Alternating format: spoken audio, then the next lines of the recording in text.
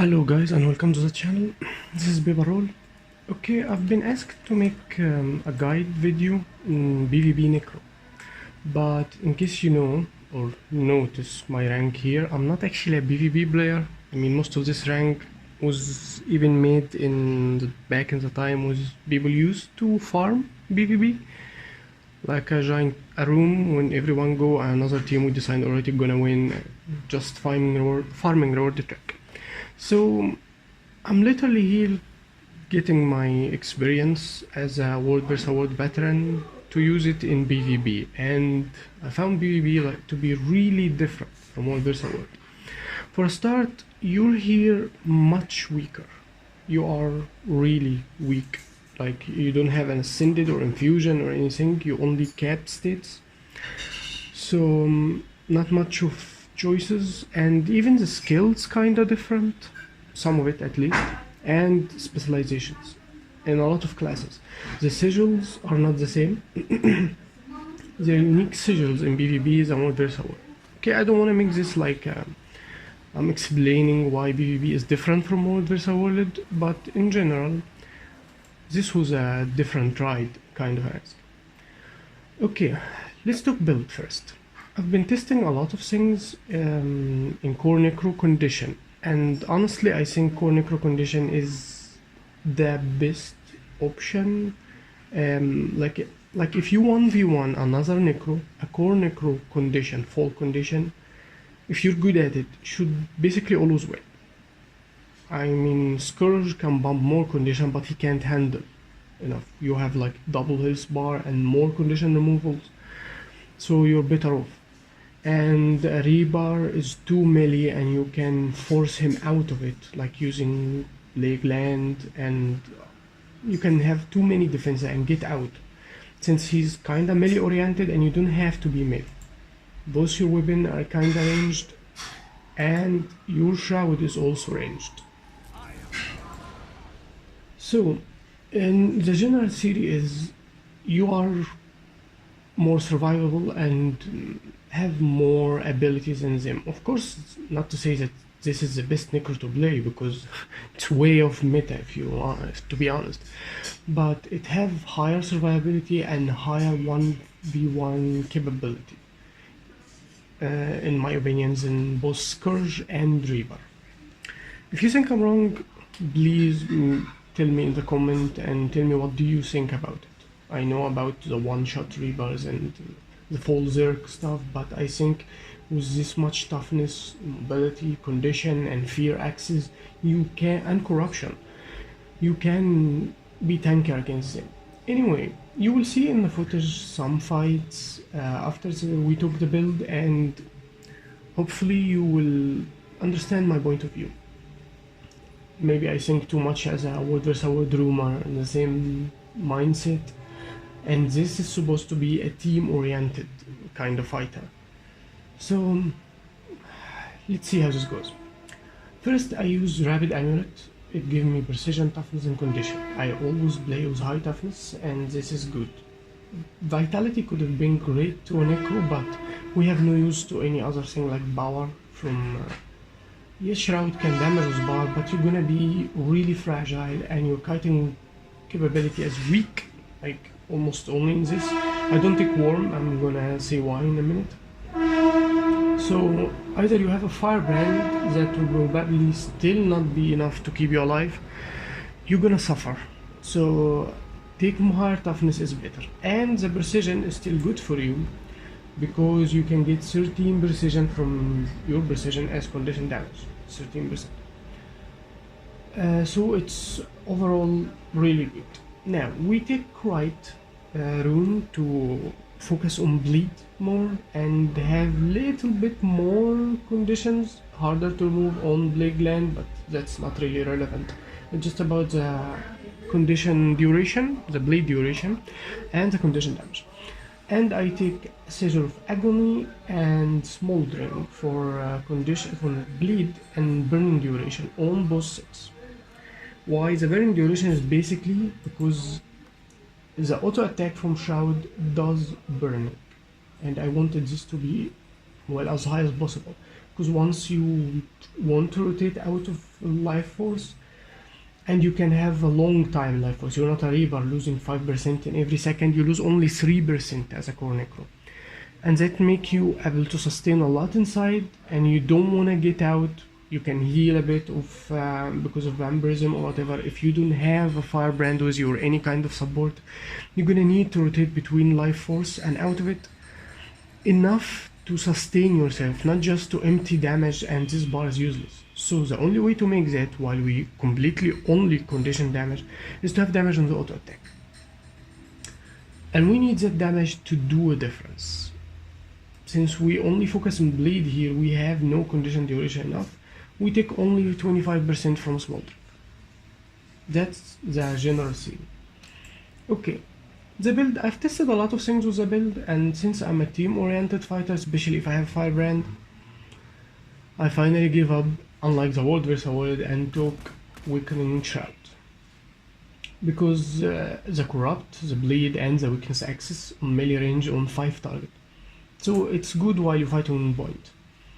I tried this one too, parasitic contingent, and it was good actually, giving me much more sustain, especially in a 1v1 or 1v2, like if I'm keeping a node somehow, necro, but yeah, it was good. This one was higher damage, and especially it turns the skill into an AoE, so it's basically like better damage, better corrupt on Scepter 3, but those two options are kinda better. So I'm going with this for now, and I've tried to torment on fear, but 30 seconds is a long cooldown and it's pointless, like we have full damage here.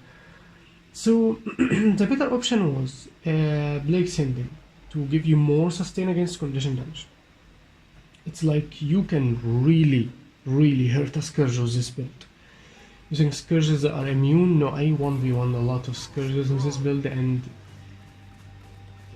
I mean some Scourges were actually really good, but this build can really handle its own. It's technically, as you noticed, a terror build. This is the key feature of Core Necromancer on spike, damage, and CC control. I have a high bank, look, that skill just came on there. Oh, great. Anyway, so let's get back to build, and we take blood, of course. I'm going from the right side because I always think of this later, but okay. I take the Ritual of Life for reviving people. I tried the Signet first for heal, and the sustain was amazing. Like, you can really last long fights with this once you spike it, and everyone started taking those 500 ticks for 5 times, like more than 2k. Your whole team, and you also heal, and it gives you the active heal, which basically about 5k if you are out of shroud. If it activated and you are inside, you lose it, so remember that. So, but the ability to revive other and still have a heal from it was good. Like, it can completely switch a fight, so I'm going with this for now. There's a lot of fight when I didn't really need to revive anyone or could revive anyone, like I wasn't there when it happened, so this skill became completely useless, and I had a lot of like get caught off road and stuff like this. I am not that good at PvP, I admit, of course. I'm kinda new here, but I missed this skill at this point. But doesn't really matter, because you have too much aggressive toughness and life force switch between your health, so it's okay.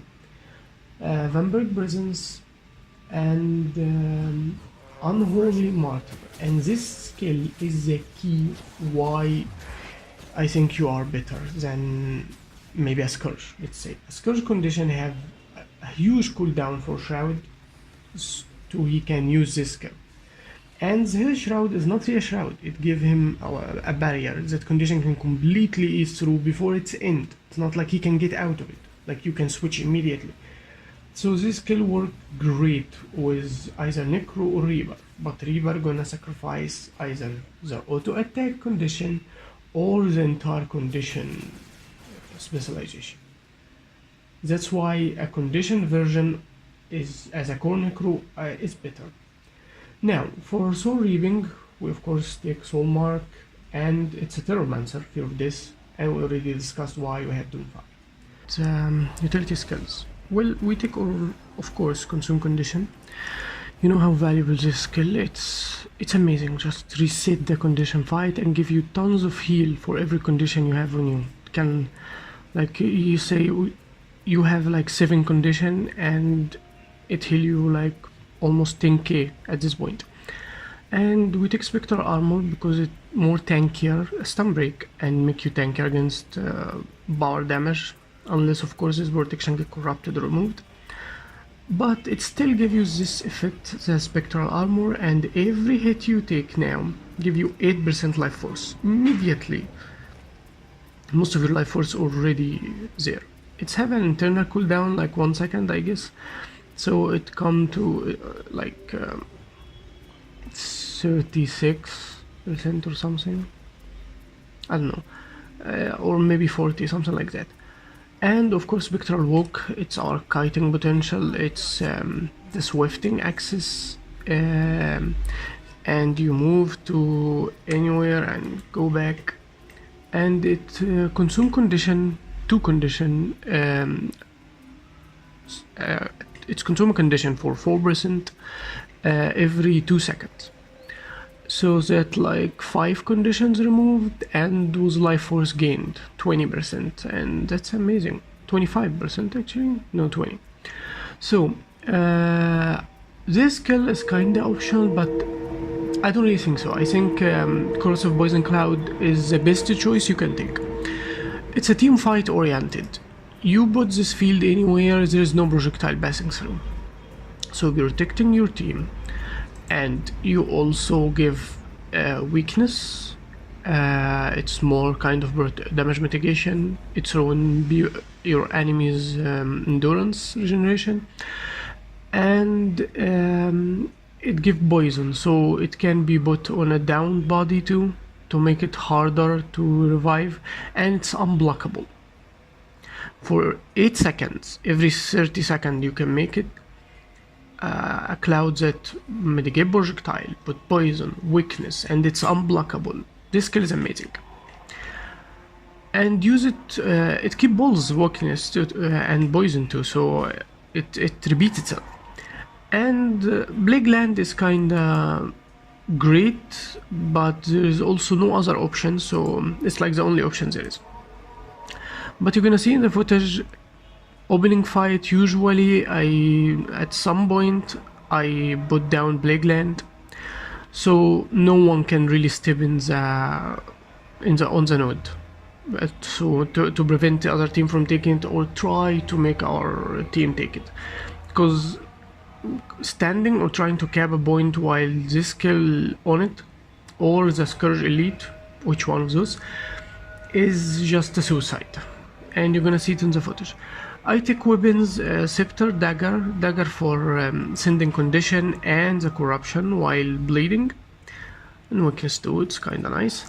And I take the staff because it's a team oriented weapon and it do damage. It's really great. You start spiking people with it, and the shroud, and you skills.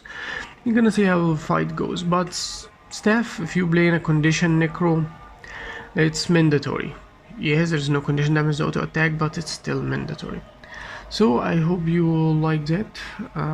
Sorry not being that much focused on the video, but I hope you like it. There is only few footage coming next just to explain more, and they are ranked fights except the last one. It's unranked. It's the first fight actually I had on this build, so I hope you like it. See ya.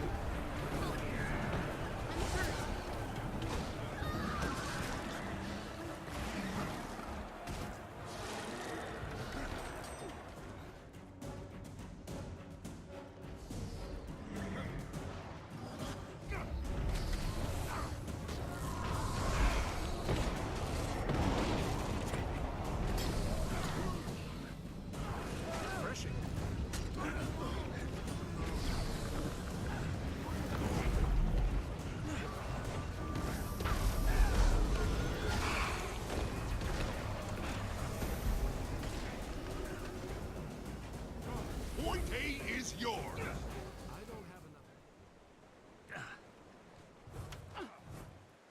Refreshing. Eat my dust.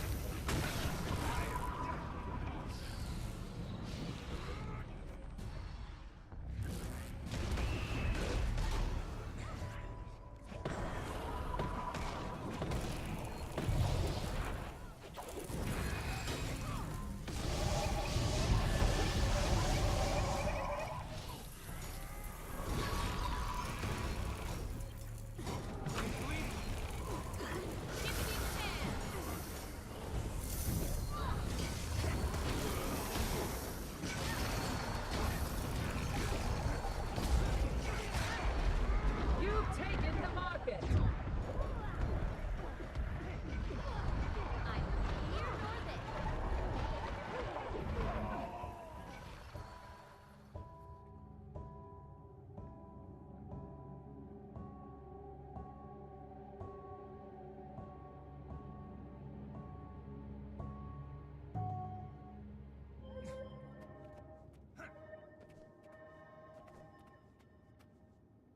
The plaza is